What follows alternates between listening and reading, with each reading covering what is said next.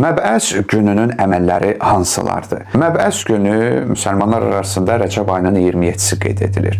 Ümumiyyətlə Həzrət Məhəmməd sallallahu aleyhi və alihi və səlləmin peyğəmbər seçildiyi və Cəbrailin ona vəhy nazil etdiyi gün hesab edilir. Bu münasibətlə müsəlmanlar bayram mərasimləri keçirir və xüsusi əməllər yerinə yetirirlər. Neçə əməllərə? 1. Ənənəvi olaraq qüsl almaq, amma vacib deyil.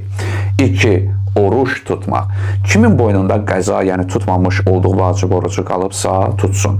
Kimin də boynunda yoxdursa, müstəhəb tutsun. Nəql edilib ki, məbəs günü oruç tutana 70 illik orucun savabı verilər. İnşallah.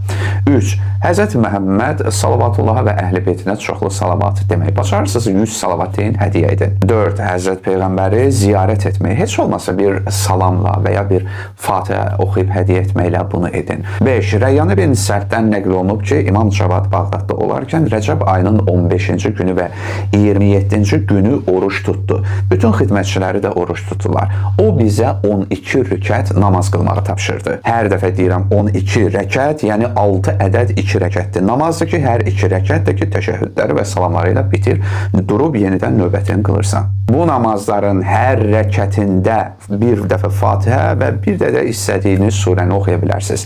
Namazı bitirdikdən sonra 4 Fatihə, 4 İxlas, 4 dəfə Fələq və Nas oxunur. Sonra 4 dəfə bu zikr deyilir. La ilahə illallah, vallahu əkbar və subhanallah, vəlhamdülillah, və la havlə və la quvvətə illə billahil aliyyil azim. Sonra isə 4 dəfə bu zikr deyilir. Allahu Rabbi la uşriku bihi şeyən. Yəni Allah, Allah mənim Rəbbimdir, heç bir şeyi ona şərik qoşmuram. Ardınca 4 dəfə bu zikri deyirsən. La uşriku bi Rabbi əhədə. Yəni mən Rəbbimə heç kəsi şərik qoşmuram. 6. Yenə də 12 rəkətli namazdır. Yəni 6 ədəd 2 rəkətli namaz, hər 2 rəkətin sonunda təşəhhüd salamları.